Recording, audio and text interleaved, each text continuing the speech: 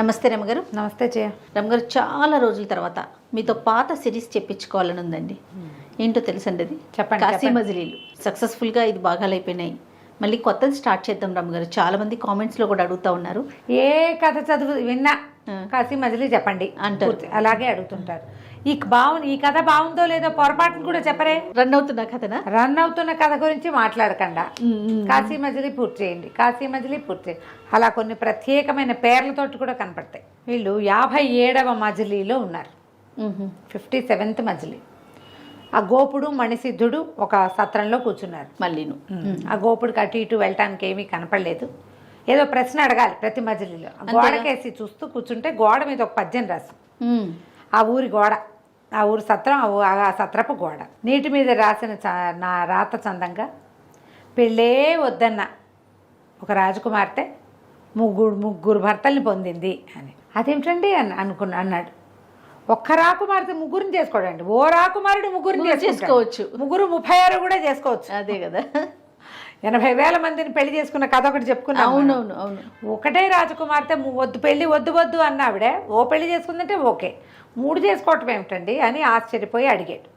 మణిసిద్ధుడు ఆ మణిని చూసి సాయంకాలం భోజనాలు అయ్యాక ఈ కథ చెప్పాడట. ఈ ప్రాంతం పూర్వకాలంలో, అంటే ఇదివరకు కాలంలో ఈ ప్రాంతానికి, దీనికి గిరిదుర్గం అని పేరు.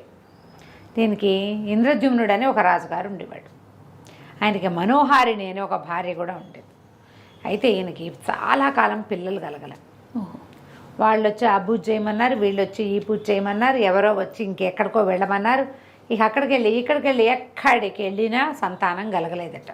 ఒక దశలో ఆయనకి ఇచ్చి, నేనేం చేయను, ఇవన్నీ ఎందుకు చేయాలి, పుట్టకపోతే పోని అనిపించింది. రాజు కదా, మనసులోకి వచ్చిన మాట మనకు మళ్ళీ సర్లే అని నోరు మూసుకూరుకోరు. ఆయన ఒక కాగితం రాయించి గోడ మీద అంటిపించాడు, ఒక ఫ్లెక్సీ పెట్టించాడు బయట, బోర్డు. ఫ్లెక్సీలు కూడా అంటించాడేమో మరి. ఏం పెట్టాడంటే, సంతానం కలిగించగలిగే వ్రతం ఏదైనా చెప్పవలసింది, ఆ వ్రతం ఫలితం కనుక చూపించకపోతే దాని ప్రతిఫలం మీరు పొందాల్సి ఉంటుంది. బాగుంది. ప్రతిఫలం నాకు అది ఫలితం చూపించకపోతే ఆ ఫలితం మీరు అనుభవించాల్సే ఉంటుంది. అంటే ఏమిటి, నువ్వేదో పూజ చేయమన్నావు సంతానం కోసం, చూస్తాం చేస్తాం, 6 నెలలైనా సంతానం కలగలేదు, నువ్వు చెప్తావుగా 6 నెలల్లోనో 2 నెలలు 3 నెలలు తిరిగేసరికి నెల తప్పుతుందని, తప్పలేదు, అప్పుడు నీ పెయ్యి కొత్తరిస్తాను నేనని. బోర్డు చూసిన జనాలు నాయన ఇంత పని చేస్తాడని చల్లగా సర్దు కోరుకున్నారు. ఎవ్వరూ ఎప్పుడూ ఏమీ చెప్పేవాళ్ళు కాదు. రాజు రాణి పెద్దవాళ్ళు అవుతున్నారు. ఒకసారి ఏమైందట, ఈవిడ పుష్కరిణి అనే ఒక తెలికత్తెను వెంబడబెట్టుకుని రాణిగారు మరి ఒక దేవాలయానికి వెళ్ళి, మామూలుగా చేయాలి కదా, ఏకాదశి నాడు దేవాలయ దర్శనం చేసుకోవాలి, అష్టమి నాడు అమ్మవారిని చూడాలి, పౌర్ణమి నాడు దర్శనం, అమావాస్య నాడు తప్పకుండా చేయవలసిన దర్శనాల్లో భాగంగా ఆవిడ పోయి ఒక దీంట్లో తీర్థంలో స్నానం చేసి దేవాలయ దర్శనానికి వెళ్తే, ఈ పుష్కరిణి ఏం చెప్పిందంటే, అమ్మ మన ప్రాంతంలో ముందుకు వెళ్తే పెద్ద గుహలు ఉన్నాయి, ఆ గుహలలో స్వయంప్రభాదేవి ఆలయం ఒకటి ఉంది. ఈ స్వయంప్రభ ఎవరు, రామాయణ కాలం నాటి స్వయంప్రభ. రామాయణ కాలంలో కిష్కింధకాండలో ఆంజనేయుడు వీళ్ళంతా స్వయంప్రభని దర్శనం చేశారు. ఆమె యొక్క ఏమనాలంటే గంధర్వకాంత అలా చెప్పాలనుకుంటా, ముని ప్రవృత్తిని అవలంబించింది ఆవిడ. ఓకే. తపస్సు చేసుకునేది విష్ణువునే భర్తగా పొందాలనో ఏదో భగవంతుడిని భర్తగా పొందాలన్న దీంతో తపస్సు చేసుకుంటూ ఆ స్వయంప్రభని ఆంజనేయ స్వామి తదితరులు చూశారు. ఎప్పుడు సీతాన్వేషణకి వెళ్ళారు కదా, అవునవును, అప్పటి స్వయంప్రభ ఇప్పటికీ కూడా ఆవిడ యొక్క గుహలు ఉన్నాయని, కింద స్వయంప్రభాదేవి ఆలయం ఉందని, అక్కడికి వెళ్ళి నిద్ర చేసి అక్కడేవో నియమాలు ఉన్నాయి, ఆ నియమాన్ని పాటిస్తే తప్పకుండా సంతానం కలుగుతుంది. ఈ మనోహారిణి దేవంది పుష్కరిణితోటి వసే ఎందుకే, ఎన్ని చేసాం, ఎక్కడయ్యింది, ఏమీ అవలేదు, పైగా ఇప్పుడు ఏమైనా ప్రయత్నం చేస్తే భర్తగారు ఒప్పుకోవడమ్మా, ఆయన పీక ఉత్తరిస్తానంటాడు, వాళ్ళెవరి పీకతో పాటు నీ పీక కూడా పోతే నేనేం చేస్తాను, ఏమీ వద్దమ్మా, నాకు అట్టాట అసలు లేవు, పోయినాయి అవన్నీ, విసిగిపోయాను నేనంటే. ఆవిడ అమ్మాయి ఒప్పుకోవాలి పుష్కరిణి, కాదండి అట్లా చాలా విశేషం ఉంది, ఏనాటి రామాయణము, మనకు 2 యుగాల ముందరిది, ఆవిడ ఇంకా ఉండటం ఏంటి, వాళ్ళంతా ఆటవికులు, అక్కడ పూజ చేసేవాళ్ళు, అసలు మన విధానం కాదు, మన ఇది కాదు, అక్కడ అసలు సంతానం లేని వాళ్ళే లేరు, ఆమెకు పూజ చేసేవాళ్ళు కూడా ఒక ప్రత్యేకమైన భాష అది మాట్లాడతారు, వాళ్ళని నేను రమ్మన్నాను నీకోసం, వాళ్ళతో మాట్లాడు, వాళ్ళు చెప్పినట్టు చెయ్యి అంటే ఈవిడెందుకు పిలిచావు కాబట్టి వాళ్ళని పిలిచి వాళ్ళకి ఏదో ఇద్దాం, అంతేగాని పూజలు గీజలు పెట్టద్దంటే ఆ పుష్కరిని ఒప్పుకోవాలి. అట కాదు ఇట కాదని బతిమలాడింది. సరే వాళ్ళని పిలిస్తే వాళ్ళు పరమాటవికులు, అక్కడ ఏదో విధానం. అదే ఆ అమ్మాయి ఏం చెప్పింది, అమ్మాయి ఏమిటి నీ పేరంటే దురద అని చెప్పింది. దురద అనేసరికి ఈవిడికి నవ్వొచ్చింది. దురద పేరేమిటి, దురద అంటే ఏమిటి అని అడిగింది. సంపబ్బ అని చెప్పింది. దురద అంటే సంపబ్బ, దురద కంటే సంపబ్బ ఏమిటి అసలు, అదేం పేరు? ఈ లోపల ఆవిడ మా అమ్మాయి భర్త, వాళ్ళిద్దరు భార్యాభర్తలు, వాడేమో బర్గడు అంటారు, అదేం పేరో తెలియదు. సరే ఈవిడ 2-3 ప్రశ్నలు వేసేసరికల్లా ఇది నా భార అంటాడు, భార్య అనమాట. ఈవిడికి భాష వాళ్ళ గోళ ఏమీ అర్థం కాలే. ఆ పుష్కరునితో ఏం చెప్పిందంటే, నువ్వు సరిగ్గా అర్థం చేసుకో, వీళ్ళతో మాట్లాడి బాగుంటుంది కథ చదివేటప్పుడు, సరిగ్గా మాట్లాడు, వాళ్ళు ఏం చెప్తారో చూడు, చేయగలిగితే చేద్దాం లేకపోతే లేదు. అప్పుడు ఈవిడ ఇదంతా సాకల్యంగా కనుక్కుని అక్కడికి వెళ్ళి నిద్ర చేయాలట. ఆ దురద అంటే దురద కాదు, అది దుర్గా. దుర్గ అంటే సంపబ్బ అంటే స్వయంప్రభ. ఓహో, దుర్గాదేవి స్వరూపమే స్వయంప్రభ అని చెప్తుంది. వాడి పేరు భర్గుడు. బాగుందిగా పేరు, చాలా బాగుంది. వాడు బర్రె అని చెప్తున్నాడు, బర్రె కాదు అది భార్య, ఈ అమ్మాయి నా భార్య అని చెప్తున్నాడు. వాళ్ళ భాష ఏదైతే ఏమిటి, వాళ్ళ ఒక పూజా విధానంలో ఉన్నారు. అక్కడికి వెళ్తే సరిపోతుంది. మహారాజుని ఒప్పించి అక్కడికి వెళ్ళి ఒక రాత్రి నిద్ర చేయాలి. ఒక 3-4 పద్ధతులు ఉన్నాయి అక్కడ వాళ్ళు చెప్పింది. నిద్ర చేయటం, తర్వాత ఏమో పూజ, ఆ తర్వాత ఏమో బ్రాహ్మణ భోజనం చెప్పారు వాళ్ళు.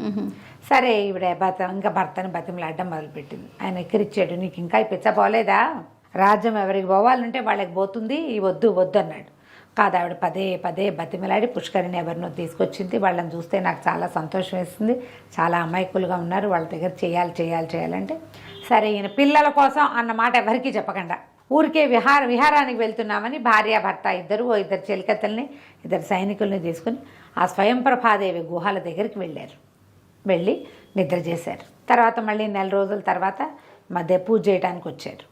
తర్వాత 4 రోజుల తర్వాత ఇంకేదో పూజ, ఆవిడ పుట్టినరోజు, వాళ్ళ అమ్మమ్మ పుట్టినరోజు అని చెప్పి బ్రాహ్మణ భోజనం కూడా చేసేసారు. 6 నెలలు తిరగకుండా ఇవన్నీ 3 నెలలు పట్టింది. ఇంకో 3 నెలల్లో ఆవిడ గర్భవతి అయింది. ఆవిడకి ఒక కుమార్తె కలిగింది. ఎంత అందంగా ఉండేదో పిల్ల. అయితే ఈ స్వయంప్రభాదేవి వల్ల తనకు సంతానం కలిగింది కాబట్టి పిల్లకి స్వయంప్రభ అని పేరు పెట్టారు. ఓహో, చక్కగా పెరిగేది పిల్ల, బాగుండేది. అయితే ఈ ప్రభ ఒక్కతే కదా, ఆడపిల్ల పుట్టిందని కొంచెం దిగులు పడ్డారు. అయినా ఏముందిలే, భగవంతుడి ప్రసాదం, అసలు సంతానం లేని దానికంటే ఓ పిల్ల అంతే, దాని పెంపకం రేపోతుంది, దాని వివాహం, దానికి పిల్లలు, ఇవన్నీ కలుగుతారా? సరే వివాహం చేసేటప్పుడు ఒక మంచి కుర్రవాడు రాజుల అబ్బాయిని చూసుకుని చేసుకుంటూ సరిపోతుంది, క్షత్రియ వంశం నుంచి మంచి పిల్లవాడిని తెచ్చుకుందాం అనుకున్నారు. పిల్ల ఒక్కతే ఉందని వీళ్ళకి ఆ పిల్లకి హేమ అనే ఇంకొక క్షత్రియుల కన్యని తోడిచ్చి ఇద్దరు కలిసి ఒకే చోట పెరిగేలాగా చేశారు. ఆ హేమ స్వయంప్రభ కలిసి జంట కవుల్లాగా తిరిగేవాళ్ళు. వయసు పెరిగే కొంతకి స్వయంప్రభకి సంసార జీవితం మీద విరక్తి. పెళ్లి చేసుకుందాం, ఆ వయసు పిల్లలు 16-17 ఏళ్ల పిల్లలకి సరదాలు, ఎవరినైనా చూడంగానే ఒళ్ళు పులకరించడాలు అవి ఏమీ లేవు. ఎవరికైనా పులకరిస్తే పిచ్చ కింద నీకు అని తిట్టేది.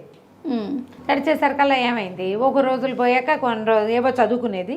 ఇవి చదివేది ఏంటి, ఎప్పుడు స్వయంప్రభాదేవి చరిత్రే చదివేది.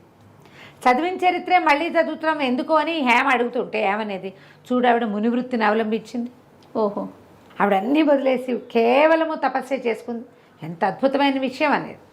ఆవిడ తపస్సు ఎందుకు చేసింది, మురారిని భర్తగా పొందడానికి తపస్సు చేసిందమ్మా. ఆవిడ తపస్సు ఊరికే చేయలేదు, వైరాగ్యంతో చేయలే. స్వయంప్రభ తపస్సు భగవంతుడిని భర్తను చేసుకోవడం కోసం చేసింది. వివాహం ఉంది కదా అందులో అనేది హేమ, కానీ ఆవిడ ఒప్పుకునేది కాదు స్వయంప్రభ. ఇట్లా నడుస్తూ ఉంటే ఈ లోపల ఏమైంది, పెళ్లి సంబంధాలు రావడం మొదలుపెట్టాయి. ఇంత దస్త్రం ఆటపెట్ట నిండా ఫోటోలు పుచ్చుకుని వాళ్ళ అమ్మగారు వచ్చేసరికల్లా పిల్ల నేను చూడండి హేమకు చూపించారు. అందరినీ తిరగొట్టింది, నచ్చలేదు. అమ్మాయికి నచ్చదు, వీడు నచ్చాడు, వాడు నచ్చడని తీరా ఒక ఫోటో తీసింది. ఆ తీసిన వాడెవడు, ఆ ఎవరో రాజుగారి 3వ కొడుకో 4వ కొడుకో. రాజ్యాధికారం మీద వాటి మీద ఆసక్తి ఉన్న వాళ్ళు ఈవిడికి ఇష్టం లేదు.